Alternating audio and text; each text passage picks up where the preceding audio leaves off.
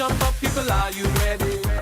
Windies in the land of... Hello everyone and welcome to On Tour as we continue to look at the West Indies and Sri Lanka series. It's the fourth day, the second test. We're on to the final day and it's still a pretty interesting game. I'm Barry Wilkinson. Thank you so much for joining us. Let's go straight to the scorecard. Of course, on day 3 was a rain-curtailed day. Not quite so on day 4. The West Indies declaring on 280 for 4, led again by their captain Craig Brathwaite, who made 85 and batted exceptionally well. With him, he had his former captain, Jason Holder, who made 71 not out from 88 balls, struck some 7-4s, a very attractive innings. And we also saw the consistency to continue with Kyle Mears, who made 55 from 76 balls, 8-4s, smacked the ball around, even though he had a couple of short balls that he seemed to be a bit uncomfortable with. We'll talk about that a bit later on. Joshua De Silva, a bit of a cameo, 20 from 16. All told, the West Indies, 280 for 4 after making 354. Sri Lanka, of course, 258 and set 377 to win. They've closed day 4 on 29 without loss. Well, it almost seems like if the roles have shifted because in the last test, it was the Sri Lankans who set the West Indians 375 to win, and now they have been set 377 to try and survive the last day. Let's go straight to our panel. Of course, we have the former Barbados and West Indies fast bowler, Tino Best, there in the nick of time as usual. Johnny Barrymore, BBC and international correspondent, and the greatest, one of the greatest ever, I'm talking about Sir Clive Lloyd, the former Ghana and West Indies Test cricket captain. Of course, Sir Clive, I'll start with you. The West Indies declaring, the question is, do they have enough time to win this Test match? What are your thoughts? Well, yes, it is good. I'm great. I'm really quite happy with the position they're in, but I thought that they probably could have pressed on a bit more and earlier. You know, if you had sent in somebody, as I said yesterday, that if we can change the batting order, if things are if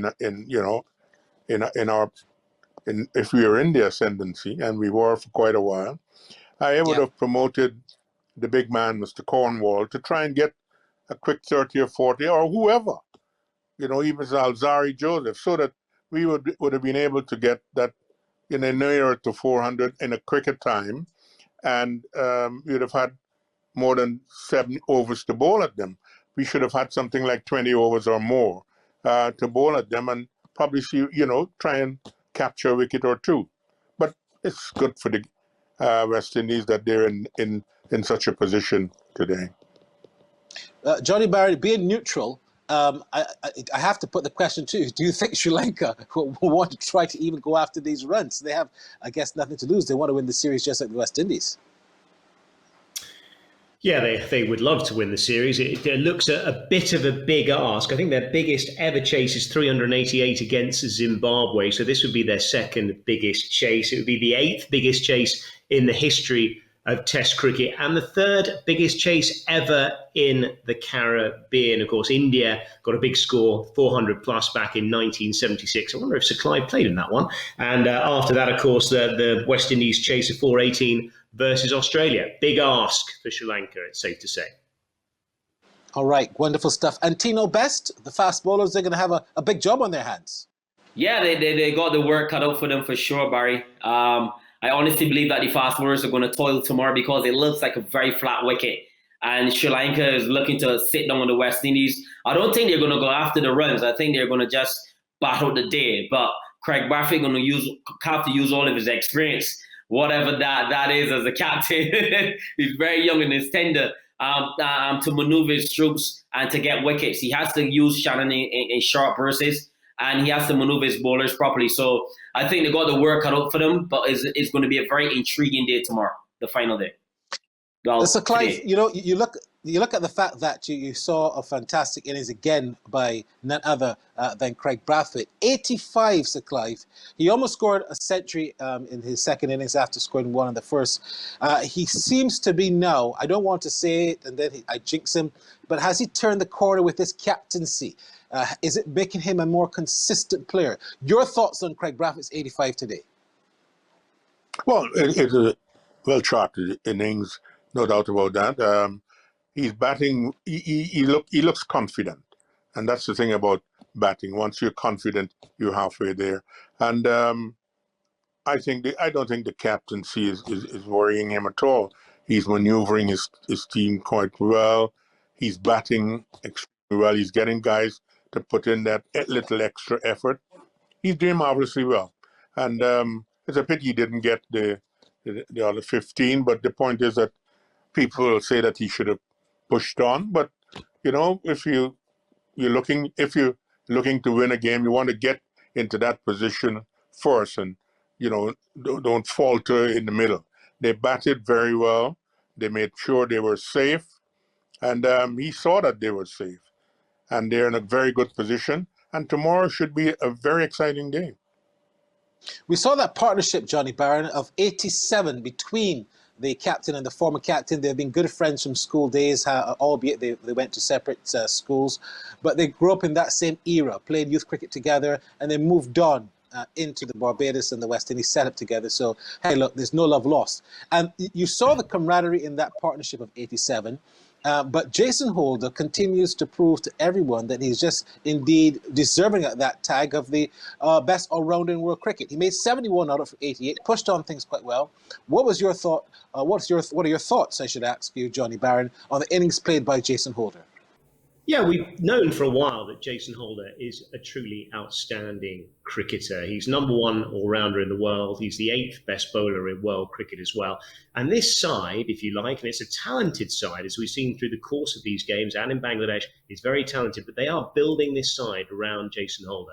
He's batting at 6 or even higher on this occasion, and he's taking the new ball as he did today. He's an outstanding cricketer, and another big contribution from him today. Yeah, really good innings here from Jason Holder of 71. Tino, I've left Kyle Mears for you because you've played cricket with Kyle Mears. You know what he's capable of, and we saw his consistency just continues to look good, or even though he might want to start converting those 40s and 50s to 100s. But it's 55 today from 76 balls, 8 fours. We look at his innings, we're looking at some of his shots. Yes, we do that quite often. But, we also have to critically analyze and look at the problem he had with the short ball. Has something been spotted with a weakness to his batting and him facing the short ball? Your thoughts on that? Well, I don't think that the young man has a problem facing the short ball at all. I honestly believe that it's all about just his understanding of batsmanship. I don't think he understands batting as yet. You got to remember he's only playing in his full test match, Barry, and he's got a double 100, he's got 250, he's got 240. So once he's shown consistency so early already, Barry. We can't be too hard or we can't be critical at all. Just let him play his hand. He's going to understand batting. The more games he plays, the more he understands his game. He's going to convert those scores.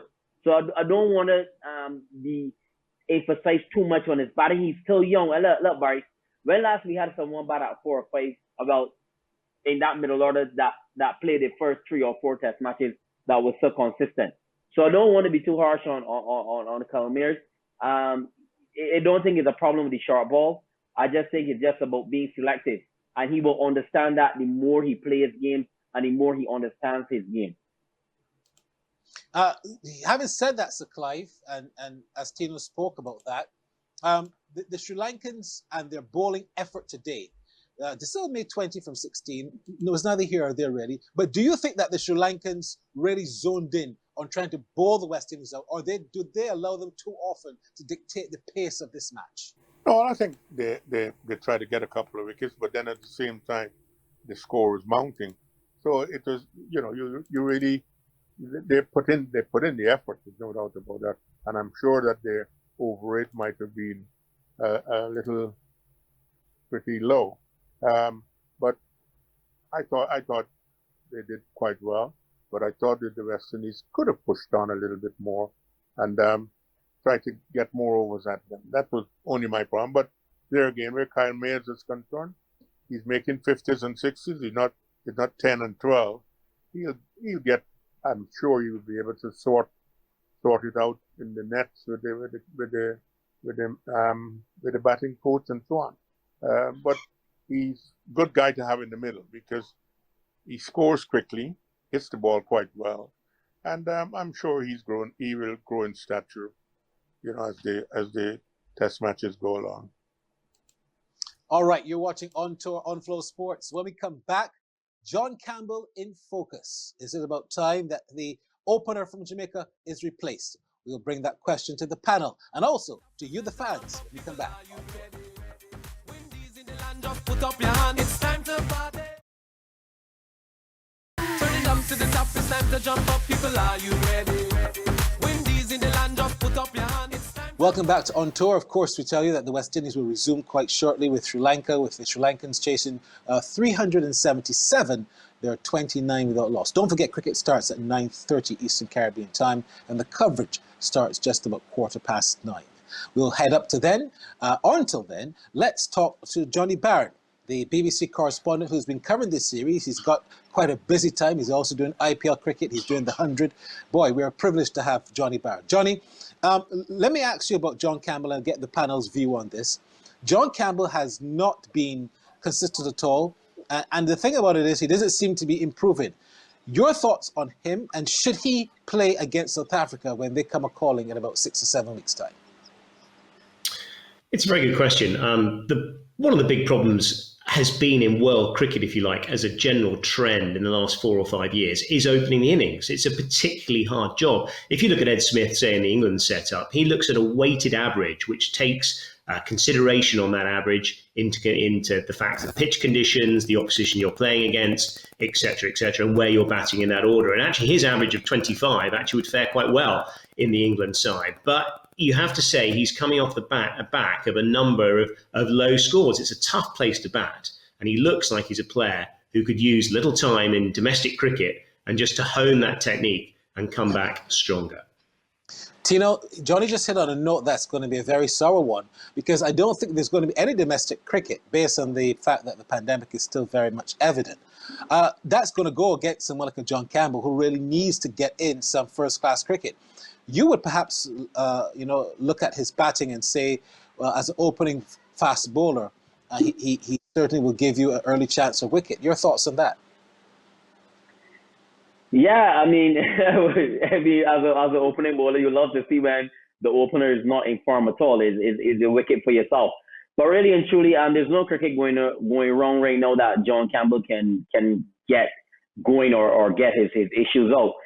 So Clay talk about him going in the next and stuff, but really and truly, next is so different compared to a game. It's a whole different adrenaline, whole different mindset and stuff. And look, when you look around the Caribbean, Barry, there's not much that can replace him. So what will the selectors do? It's going to be very interesting. Do we give him another shot? Do we give him another series? Because of the time that we are in terms of a pandemic, I think that they might give him another series, Barry. When I really look at the cricket and really analyze it and stuff, I don't think there's a genuine replacement for John Campbell at this time. So I think that is a wonderful opportunity for him as well to get some runs on his belt. But I don't see them replacing him. I don't see anyone coming into that squad right now, and they look happy. And he looks like someone that they really enjoy, and they think they're going to continue to encourage him to get some runs. So let's see how it goes in next series. So Clive, you were chairman of selectors many moons ago. If you were still in that position and you had someone like Campbell not scoring, but then the options are limited, what would be your approach looking forward to another series? Well, I think that's why we have coaches and so on, and you go in and work with him. But if he continues to get out, I must say that today he looked like he was covering the ball quite well for the first 15, 20 minutes. And I said, look, yeah, I think he's got it right. But then again, he keeps pushing out at the ball. As I said, if you notice, he bats outside of his crease, and then he pushes out. So he's way out there. So he will be playing at balls that he doesn't have to play at. And I think that is his problem. He's trying to get as near to the ball as possible. And he's playing at balls that if he's on the back foot, he'll be able to leave alone. I want to stick with you on this next question. Blackwood, we spoke a lot about him. We thought that he would be more consistent, but he's gone back into his own shell with that lack of consistency and the method of which he's getting out. Your advice to Jermaine Blackwood? Well, there again, it's a situation where you've got to take, look at what's happening. You have to work with the people who are around you. Blackwood at that position, your number 3 position, that person should be your best player, or nearly one of your best players in the side. And he is at the moment, he's playing too many shots too early. At number 3, if you don't have a good number 3 and you lose an early wicket, they're into your middle. So the point is your number 3 has got to be a very solid player. And I think he's skating on thin ice at the moment.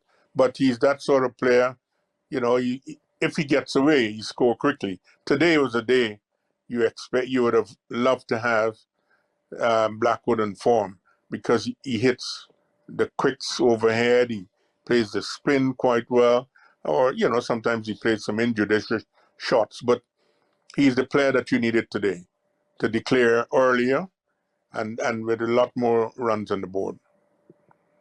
All right, you're watching On Tour. When we come back, we get the views of the fans, and we also hear what the West Indies think about going after the 10 wickets, and the Sri Lankans about getting 360 more runs. So you're watching On Tour. We'll be right back. Windies in the land, just put up your hand. It's time to party. Turn it up to the top. It's time to jump up. People, are you ready? Windies in the land, just put up your hand. It's time to... Welcome back to On Tour then. We're going to soon have a resumption with the 5th and final day of this test match and this test series. Sri Lanka will resume on 29 without loss. They need to get 377. All right, Craig Brathwaite, again, fantastic innings of 85 to follow up his century in the first innings, and he's captain of the West Indies team. Let's hear his thoughts on the day's play and also looking forward to day 5. Craig, congrats on another good performance with the bat. Was it harder going this time around? Well, I think the pitch was still a decent pitch. I thought Sri Lanka obviously bowled well again, but it's a little inconsistent bounce at times, but still a decent pitch. You looked really disappointed to lose your wicket. Well, yeah, obviously disappointed, but that happens. Just gotta, keep working hard. Can you tell me what prompted the timing of the declaration? Well, I just want to get a few overs in this evening. Obviously a tough period, for openers to bat. So, to be honest, that was it, run at them for 9 overs and, look to get 1 or 2 wickets. It didn't, materialize, but, tomorrow's a very important day for us. Thank you so much, Craig Brathwaite. Well, we continue to ask the fans to be a big part of the show, and you've shown up in big ways. We continue to see all of your comments. And we ask you as well to leave a video with us, giving us some of your thoughts. This fan is coming all the way from Berbice in Guyana. His name is Inderjeet Prasad. And Inderjeet Prasad has a thought about John Campbell continuing to play for the West Indies. Take it away, Inderjeet. I'm sorting my mind for answers at the moment. Whether or not we shall persist with John Campbell as West Indies opening batsman in the next Test series. If Campbell was not a West Indian, and let's say he was playing for one of the 6 top nations of the world, based on his present performance, I would have definitely say drop him. But I must judge Campbell based on the context of West Indies cricket. He does not have flattering figures. After 14 test matches, just averaging 25. That will say to you, we can do well by trying someone else as the opening batsman for West Indies to partner Craig Brathwaite. However, in the context of the present West Indies makeup, it's very difficult to drop someone like Campbell in a combination that has done pretty well in Bangladesh, and they continue to do well in the Test series against Sri Lanka. Based on those facts, I will suggest that the selectors will be inclined to continue with John Campbell. And I too would like to see him being given another opportunity to come good. There's no question about his ability, like so many other West Indian out there. I think that the selectors will look at all that has happened to West Indies cricket over the past couple of months, especially in this pandemic. And drawing from what Phil Simmons said, I believe the likes of Shea Hope nor Ruston Chase might be back in the West Indies middle order unless they perform well at regional cricket. when regional 4-day season will start, it's another story. So it does not allow for too many other players to come knocking at the door of West Indies as an opening batsman. Having said that, I think also of Mosley. Why not give Mosley a try? But like I said, the West Indies present test team, they have played well, winning in Bangladesh, doing well against Sri Lanka. It's very difficult to drop him from a combination that the selectors feel that they're happy with. Thank you so much. Continue to send us your emails and send us your videos and send us, of course, your tweets and your WhatsApps or whatever you want to get to us. We want to hear from you right here on Flow Sports. Okay, gentlemen, in 30 seconds as we wrap it up, Tino, 377. Can the West Indies win this? If they can, what do they have to do to get these 10 wickets? Yeah, they got to take the catches. They got to take the opportunities. If it's half chances, they've got to gobble them up. And, you know, I seen Cornwall playing a big part. He's already got some bumps and turn already. And, you know, the fast bowlers playing the part. And it's up to Craig Brathwaite to maneuver his troops properly, ring in the changes. Don't let guys tire at all, but make sure that they're fresh every spell. So good luck to the boys. Johnny, I say 10 wickets, but it could very well be 9 because, you know, there was an injury to the Sri Lankans and they might be a man down. I don't think he's going to bat. Yes, Embaldenia, of course, with that sort of thigh problem earlier in the day. He was carried off the pitch, poor lad. But we wish him well, whether he'll bat or not. Could well be involved, if Sri Lanka is still alive in the game at the later stage of the day. But the key for the West Indies tomorrow, firstly, it's all about Rakeem Cornwall, I feel. I would imagine he'll bowl a large portion of overs. And secondly, it's about how quickly the West Indies can get into that middle to late order. I think they've been blown away the last 5 wickets for 19, 39 and 59 in the course of this series. And the final factor will be the new ball and the state of the game at that stage. Could be a fascinating watch. And Sir Clive, in 30 seconds, your final thoughts. Well, the point is that if they can get early wickets, well, yes, they'll be into the middle.